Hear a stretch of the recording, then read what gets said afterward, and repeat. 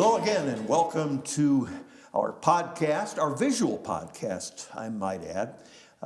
Along the Rock is what we call it. My name is Mark Morris. I'll be your host, and my guest today, Gerald Lott, who is director, executive director, maybe, of Sauk Valley Voices of Recovery. How are you, sir? Good. Thanks for coming up. Absolutely. Thank you for having me. This, I know, is an organization that people have seen and maybe in the back of their minds thought, what is that and why is it in this house here? That's your old place, right? You outgrew that. Yeah, we outgrew it really quickly. We're now about 3 blocks down, closer to The Rock. We're right on Everett and Galena, across from McDonald's there in Dixon. We also have an office in Rochelle. Okay. Yeah. How many people do you serve, and we'll go from there? Any given month, we probably see 40 to 50 new intakes, but our goal is to create a recovery community, a community of people in recovery from drug, alcohol, addiction, co-occurring mental health issues, those sort of things. And so it's always growing. So at present, I think we have about 230 to 240 active people that we are in some association with. That doesn't mean that we meet or deal with each of them every month, but that is the community. But you're adding 50 new ones each month? Pretty much, yeah. Approximately? Yeah. Wow, that's and we get those through big growth. Emergency rooms, through police departments, through friends. When I first started my organization, I just expected people with 3-4 years of sobriety to come running and say, I want to help, and they haven't. Our front door has ended up being people that are absolutely new to recovery, if not even not in recovery yet.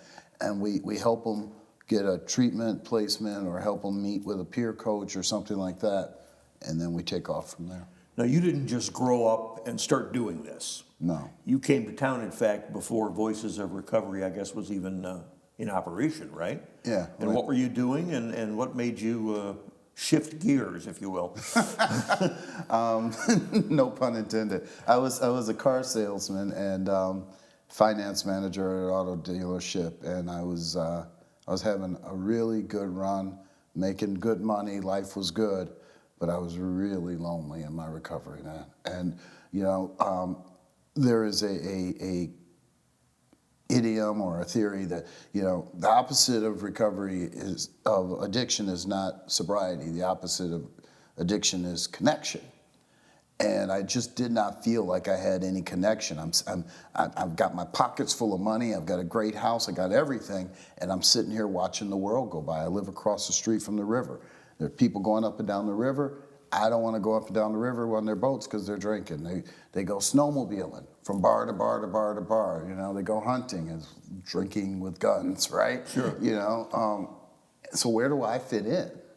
And I had to talk to some people that I respect in my recovery journey, and they said, well, if you can't find it, then you have to build it. And so that's what we set out to do. I got some like-minded people, and we set out to build it. And what we wanted to do was just have some fun activities for people in recovery so they could meet each other, learn that other people are going through the same things, and not feel so alone. It has subsequently turned into much, much more. And as I know, and you know especially well, that nobody who feels alone because they're addicted to something is really alone. They've got hundreds and thousands of others who are going through the same thing in their heads. Yeah, but it's hard to connect to that, I always tell the story. My wife is a nurse, and every 4 months or so, one of the nurses is getting married or divorced or whatever they do, and so they go out to the bar and they drink and they dance. And then she calls me and she says, you got to come pick me up. I've had too many drinks. And I go get her, and that's that, right? That's responsible drinking. I don't drink like that. I get mad at Sean, who lives next door to me, because his garage door is too loud and it wakes me up in the middle of the night when he comes home from work. So I go in my basement and I drink and I plot on burning Sean's house down. One day he's gonna come home, I'm gonna put landmines in his driveway and blow them up. And that's what I'm doing in the basement, coming up with all these cockamamie schemes while I drink alone and go deeper into self. And I pull back from the world, you know what I'm saying? Yeah. And so, yes, it is true. Nobody is ever truly alone. But it doesn't feel like that when you're in that place. Right. You know, it doesn't feel like it. So would you say that having been, alone, in quotes, and now doing this, that this is more than a career? Is it a calling? 100%, 100%. You don't take the pay cut I took. No. This is definitely for God points, man. This is so that when I get to the pearly gates, Peter lets me in. Let me smell your breath. Right. So. Okay, well, what is your organization based on, and are you not-for-profit, or are you part of a bigger corporation? We're a 501c3 Okay. nonprofit, started by me and some other people in recovery, with all the accompanying paperwork mistakes and everything that come with that. We've been around for about 5 years. We are grant funded. We have a budget just under of about $1 million. We have a sober living home in Dixon. We have one we're looking at starting in Rochelle. We have recovery centers in Dixon and Rochelle. 11 staff. It's like Pinocchio turned into a real boy. You know what I mean? It's just, it started with just some people around the table saying, hey, we got to do something. And it's morphed into this thing that now, we work with the police departments and we work with city government, and I travel around the country and possibly the world to speak on recovery. I've become a thought leader, so they say. It's just amazing. It's amazing, and the whole point is to draw attention to our community. Our community is small, and resources sometimes pass right by us. They go to Chicago. They go to and so right now we have the largest. Our organization puts on the largest recovery conference in the state every year at NIU. It's called RecoverCon.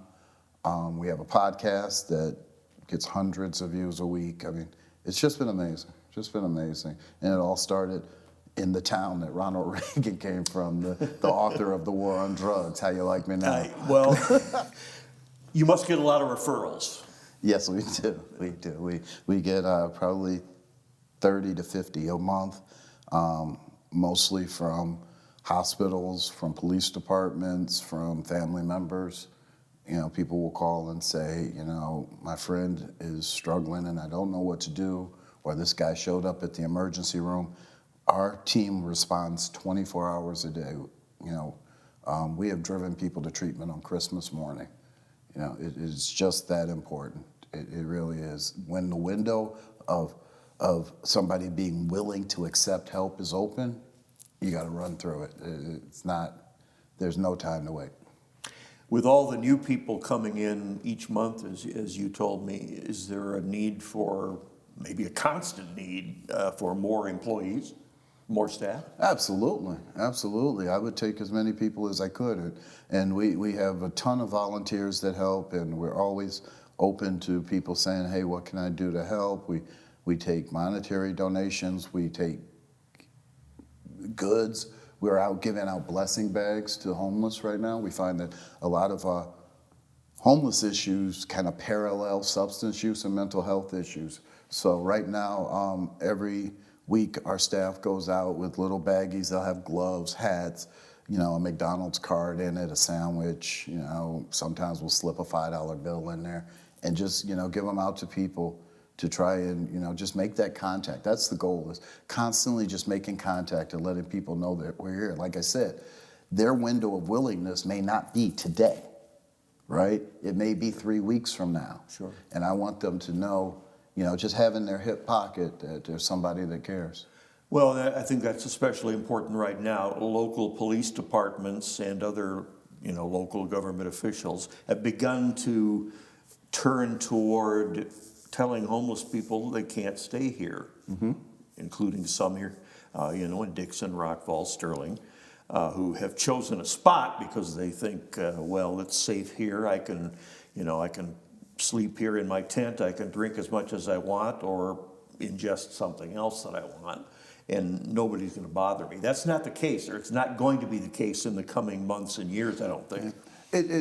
Sometimes it feels like some of those rules are kind of draconian, but I've seen where it runs to.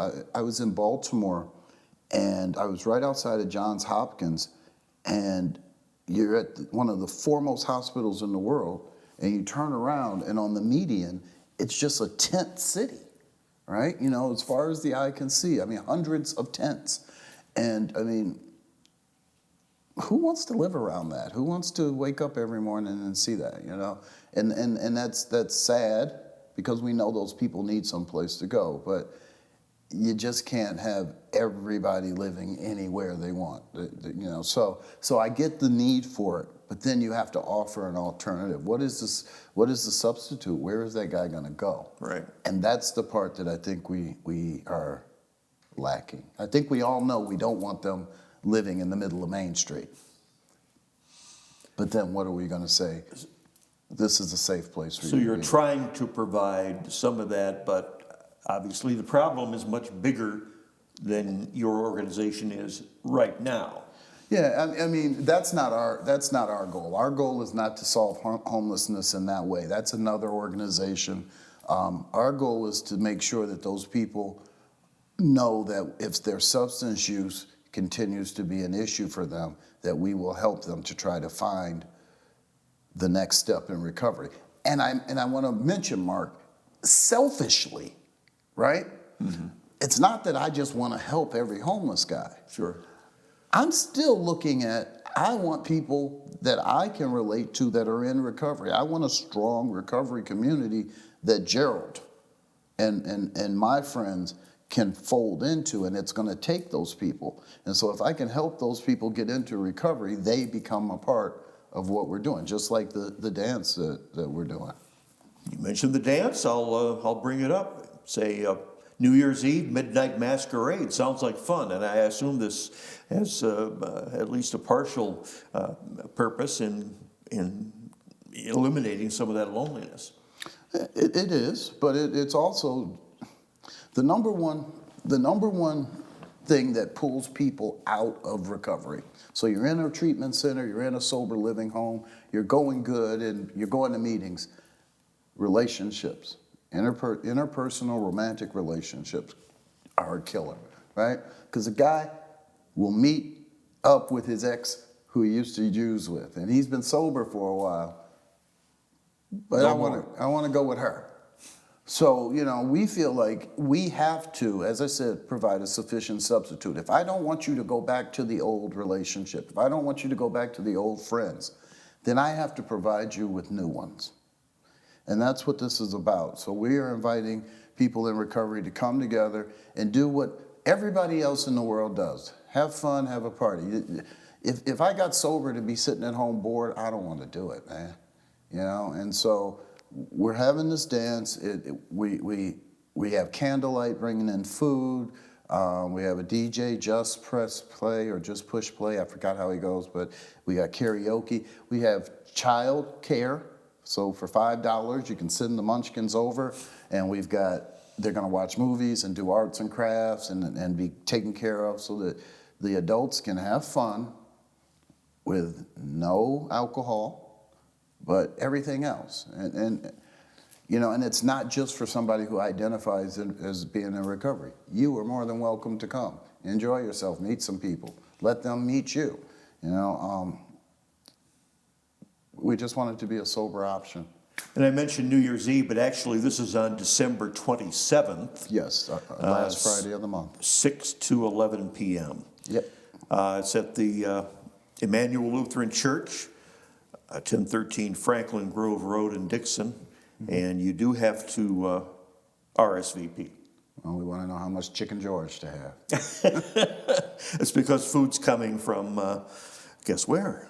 Yeah, Candlelight Inn. Yeah. Okay. Yeah. All right. You talk about referrals, and obviously you get them from various places, as you've already told us.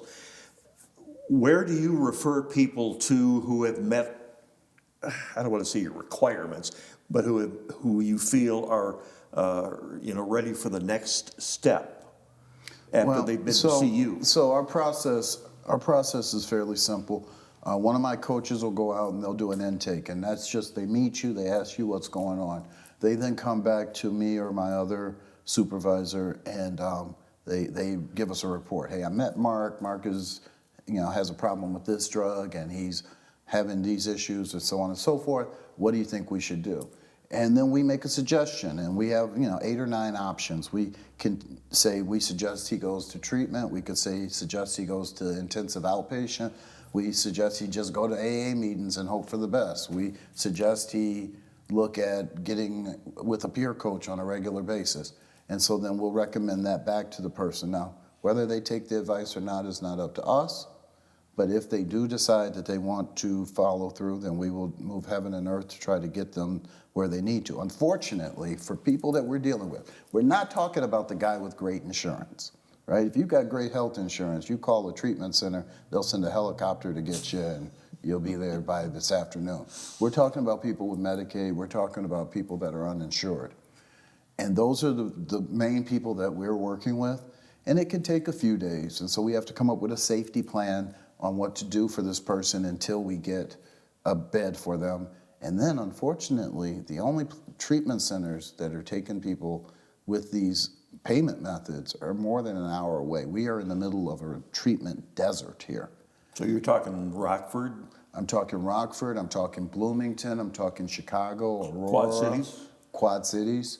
Not so much the Quad Cities, because then you get into Iowa, and remember, we're talking state Medicaid, so it's going to be an Illinois place. But generally, my team is driving quite a bit. I mean, we just took a woman to Vernon Hills yesterday, and that's a regular place for us. And these are great treatment centers, but they're far away. And then after the person completes the treatment, we go back and we get them. And the goal is not just to be a taxi service. We're not Uber for drunk people. What we are is trying to make a connection with that person on that drive, right? That drive used to be under the Safe Passage program in the back of a police car. Today it's us, and while we're driving, we can tell them what happened for us, what life looks like now. Hey, when you get back, I'm here for you. Let's make some plans to go to meetings. Let's make some plans to meet up and have coffee. Let me pull you into this recovery community and introduce you to some people, right? So that you don't come back, because every treatment center in the country is going to tell you the same thing. You got to get rid of your people, places, and things, right? So Start over. So what does that leave you with? Yeah. It leaves me sitting at home with the dog. And when the dog says, let's have a beer, right? Now we got a problem. Okay. So, yeah. All right, phone number. I'm fairly old, so I use phone numbers more than I do. He keeps saying he's old. He's not old. All right. I don't feel old. Our number is 779-707-0151. And you do have a website, though. SVVOR.org. So Sam, Victor, Victor, Oscar, Robert.org. And we really hope people come out to the dance, whether you're in recovery or not. Come hang out, eat, play, sing, do your thing, and meet the people that are trying to turn their lives around and need people. They need people who are not in recovery that'll say, hey, I got a little extra work, or, there's this event going on. Why don't you come with me? That's all people are looking for. Sure, making friends. Yeah. Again, the Midnight Masquerade is on the night of December 27th at Immanuel Lutheran Church in Dixon on 38 Franklin Grove Road from 6 to 11. You do have to RSVP, which is that the same number you gave me? 779-707-0151. All right. Well, Gerald, thanks for coming up. It's been very enlightening. Absolutely. Thank you, sir. So, all right. I'd like to thank our guest. Our guest is Gerald Lott. He's the Executive Director of Sauk Valley Voices of Recovery. And I'd also like to thank the crew for making this program possible each time we do it. I'm Mark Morris, and I hope you can join me next time along the rock.